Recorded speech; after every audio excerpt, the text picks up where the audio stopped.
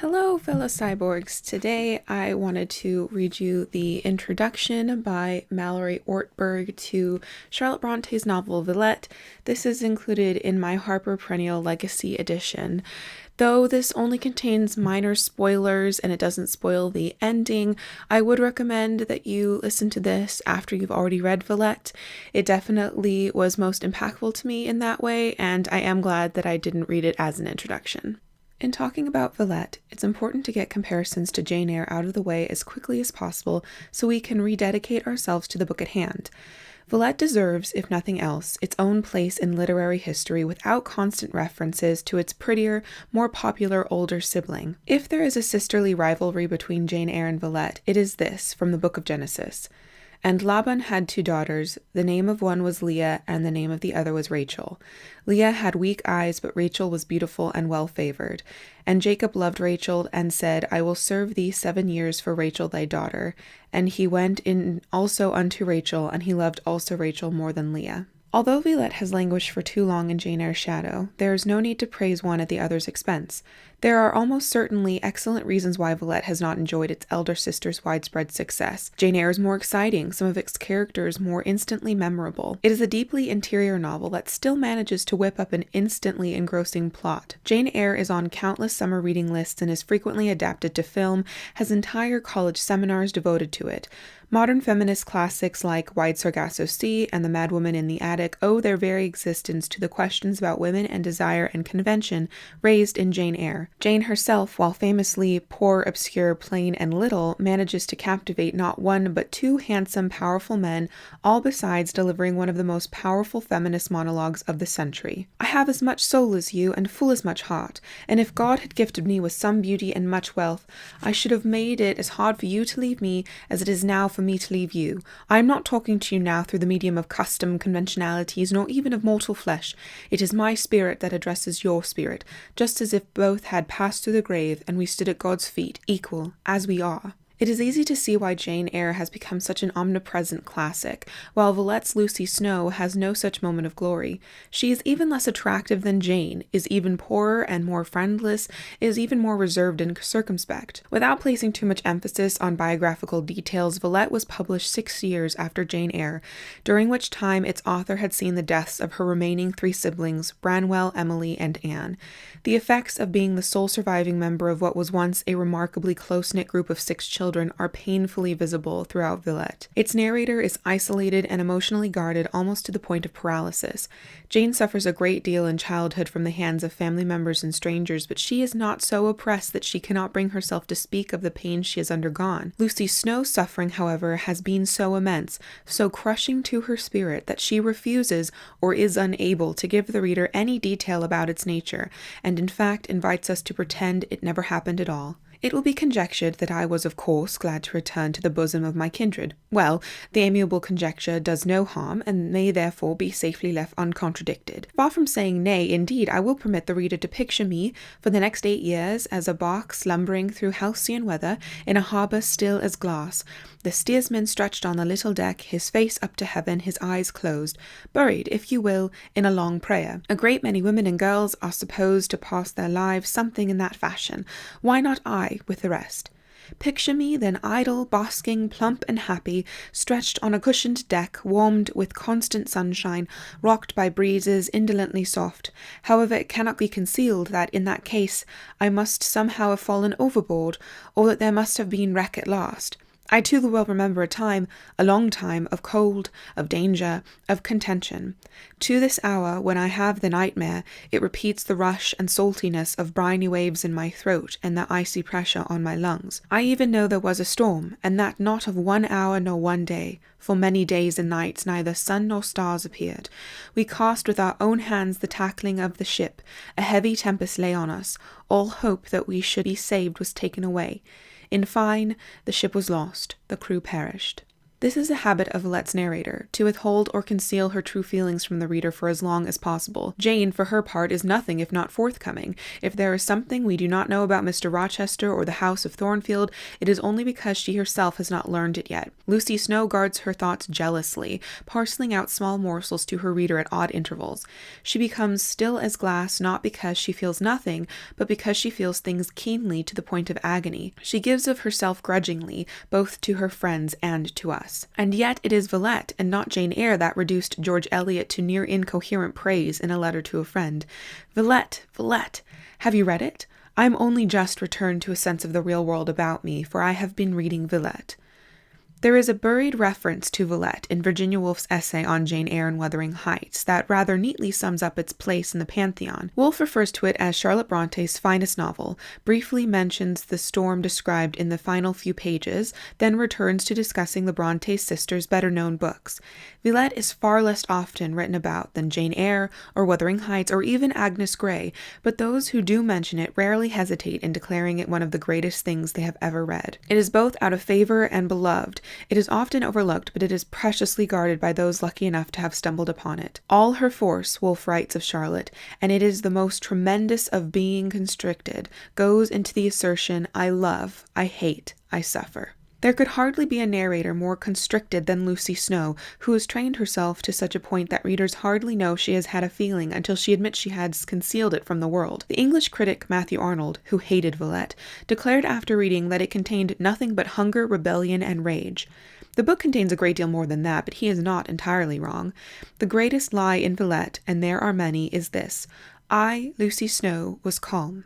Lucy is still, Lucy is quiet, Lucy is collected and self-contained, Lucy is passed over, Lucy withdraws and is withdrawn, but Lucy is almost never calm. If she were, Villette would hardly be worth reading. Lucy is not to be trusted, but Villette is. A truer version of that same sentence appears not much later, when Lucy finds herself challenged by her employer, Madame Beck, whose power is so great that to Lucy she did not wear a woman's aspect, but a man's, and Lucy is forced to decide whether to remain in the nursery, where she is miserable, or to take on the role of English instructor in the classroom, where she is terrified. I stood, Lucy says, not soothed, nor won, nor overwhelmed. Composed but not calm, not easily won over, but not without feeling, Lucy Snowe is difficult to know, but this makes her all the more worth learning about. It is always a mistake to confuse the impassive for the passive, and Lucy has too often been dismissed as inactive, where she is merely restrained. She feels and feels deeply. When she takes action, it is decisive. Her boldness is played out on a small stage, but this does not make it insignificant. She is drawn into a quarrel with Monsieur Paul Emmanuel about the color of her dress she wears. That is one of the most charming and important arguments about fabric I have ever read. It begins with the arrival of an unusual gift. 2 days after came home, a pink dress. This is not for me, I said hurriedly, feeling that I would almost as soon clothe myself in the costume of a Chinese lady of rank. We shall see whether it is for you or not, rejoined my godmother, adding with her resistless decision, mark my words, you will wear it this very evening. I thought I should not. I thought no human force should avail to put me into it. A pink dress. I knew it not. It knew not me. I had not proved it. Of all the makeovers in fiction, we are rarely given the perspective of the one who is to be made over. Lucy's discomfort is the pain of a woman who knows that she is not beautiful, being forced to accept attention to her appearance. She is so convinced of her own unattractiveness that she panics at the thought that Dr. John will think she is dressed up on purpose. Dr. John, for his part, scarcely notices what Lucy is wearing, and demands that she spend half the evening listening to him disparage Ginevra Fanshawe. But where Dr. John is clueless, Monsieur Paul Emmanuel is keenly observant, and ready to draw Lucy out of herself with a good old-fashioned sparring session about the nature of her scarlet gown. Scarlet, Monsieur Paul? It was not scarlet. It was pink, and pale pink too, and further subdued by black lace. Monsieur Paul puts Lucy in the rare position of defending herself rather than defending someone else, and in quarreling with him, she forgets to disparage herself. It is a masterful strategy. Villette has been called both more demanding and more original than Jane Eyre, the most inward and Protestant of fictions, according to Robert Polhemus, and it's certainly true. Lucy Snowe is a woman who has learned the value of invisibility. She does not want to be seen by anyone, which makes her a difficult and unusual choice of protagonist. There is hardly a novel like it, so internally focused on a character who is utterly determined to dissemble, not from a natural tendency toward deceit, but as a form of self-protection. Villette may be a difficult novel at the outset, but there is a gathering force to it that leaves one feeling bruised by the end. Its original reception was decidedly mixed. One reviewer called it a bitter complaint, another declared it better than Shirley, but still in need of toning down. While there was plenty of praise for the author's talent, many critics found fault with Villette's sometimes slow-moving plot, its deeply internal monologues, the sometimes melodramatic conventions, and especially the protagonist's queerness. There is more than one kind of queerness to Lucy Snowe. One of the most startlingly fresh and modern aspects of Villette is the ways in which Lucy blurs the boundaries between male and female behavior, not least her cross-dressing turn during the school play. Some of the most entertaining exchanges in the book take place between Lucy and her opposite, Ginevra Fanshawe, a marvelously bitchy and self-centered girl who takes great delight in exchanging taunts with Lucy, while sometimes also begging for her approval. They meet cute on a ship from England to Villette, where Lucy has nothing but insults for Ginevra's vanity and selfishness, and Ginevra seemingly revels in making a show of being wounded by Lucy's refusal to offer her homage. Their barbed encounters are reminiscent of Beatrice and Benedick, Ginevra always needling at Lucy to pet and praise her, and Lucy always pushing her away with one hand while beckoning her closer with the other. Lucy acknowledges without analyzing their connection one afternoon during a school picnic. "Crabbed and crusty as ever," said she. "I expected as much. It would not be you if you did not snub one. But now, come, grandmother, I hope you like coffee as much, and pistolets as little as ever. Are you disposed to barter? Take your own way." This way consisted in a habit she had of making me convenient. She did not like the morning cup of coffee, its school brewage not being strong or sweet enough to suit her palate, and she had an excellent appetite, like any other healthy schoolgirl, for the morning pistolets or rolls, which were new-baked and very good, and of which a certain allowance was served to each. This allowance being more than I needed, I gave half to Ginevra, never varying in my preference, though many others used to covet the superfluity, and she in return would sometimes give me a portion of her coffee. This morning I was glad of the draught. Hunger I had none, and with thirst I was parched. I don't know why I chose to give my bread rather to Ginevra than to another, nor why, if two had to share the convenience of one drinking vessel, as sometimes happened, for instance when we took a long walk into the country and halted for refreshment at a farm, I always contrived that she should be my convive, and rather liked to let her take the lion's share, whether of the white beer, the sweet wine, or the new milk. So it was, however, and she knew it, and therefore, while we wrangled daily, we were never alienated. When a school production loses one of its lead actresses hours before the curtain call, Lucy is prevailed upon to play the part of a butterfly, talker, and traitor, a fop, who is unlike herself in every way, struggling with a rival for the hand of the titular coquette. That coquette is, of course, Ginevra, and Lucy finds herself on stage figuring out the proper way to win Ginevra's heart. Lucy refuses to be put entirely in male clothes for the role, but insists on dressing herself, and is so brilliantly drawn out of herself that Ginevra once or twice threw a certain marked fondness and pointed partiality into her manner towards me. I hardened my heart, rivaled and out-rivaled him. I knew myself but a fop, but where he was outcast, I could please. Now I acted as if wishful and resolute to win and conquer. Ginevra seconded me. Between us we half-changed the nature of the role, gilding it from top to toe. That day, Lucy woos her coquette in front of an audience that includes both of Ginevra's would-be suitors, and she bests them all. Ginevra capitulates to Lucy's overtures while looking pointedly at them. The performance is a dizzying scene of looking and longing. Dr. John Bretton watches Ginevra, while Lucy watches him watching her, and Lucy herself is noticed that night for perhaps the first time, cross-dressed and ardent, by Monsieur Paul Emmanuel, the impatient French instructor who demanded she take the role to begin with. Forget the modern debate over likable female characters. Lucy is prickly, repressed, untrustworthy, unattractive, judgmental, in constant denial of her own feelings, desperate for affection, violently anti-Catholic. In short, an impossible female character. There are even times when not only Lucy, but Bronte herself hides significant information about other characters from readers, often casually mentioning having withheld it long after the fact. She is difficult to sympathize with, because she does not seek to be understood, not by us, nor by anyone else. She seeks always to appear smaller, not because she enjoys being ignored, because she has found being human-sized altogether too painful to endure. She has no hope for the power of pleasing, but this does not mean she has stopped wishing that she had it. This is, I believe, the main reason why Villette has so often been wrongly dismissed as one of Charlotte Bronte's weaker attempts, why it appears on so few reading lists and bookshelves. It is a book that resists early allegiance. Within the first chapter of Wuthering Heights, the narrator is set upon by a wild dog and confronted with the sinister figure of old Heathcliff. By the end of the first chapter of Jane Eyre, Jane herself has been tormented out of her usual diffidence, flung herself furiously at her cousin John, calling him a murderer and a Roman emperor, and carried into the mysterious Red Room by 4 pairs of hands. No such signs of drama are to be found in Villette's first pages. Here we meet Lucy Snowe, seemingly ageless as she has not seen fit to give us any clues about herself, sitting quietly at her godmother's house, watching the other inhabitants with perfect impassivity. An unhappy young girl is brought to the house, and Lucy watches her cry without making a move to comfort her. This is, for a time, as exciting as Villette gets. The action of the first few chapters presages the pattern that repeats itself throughout Lucy's life, as she watches a man who does not notice her fall in love with someone friendlier, more beautiful, and more endearing than herself. So she watches silently, and she suffers without speaking, and at night she takes her heart with her to bed in a quiet room, as she sees no point in complaining about something that cannot be helped. There are no blasted, windswept heaths or cursed granges in Villette. Most of the action takes place in clean, well-lit drawing rooms and neatly arranged dormitories. There is a garden, but it is neither concealed by a crumbling wall nor grown over with brambles. It is entirely and disappointingly pleasant. Nothing burns down. There is the suggestion of a fire at one point, but it fizzles out fairly quickly. No one is murdered. No one goes mad.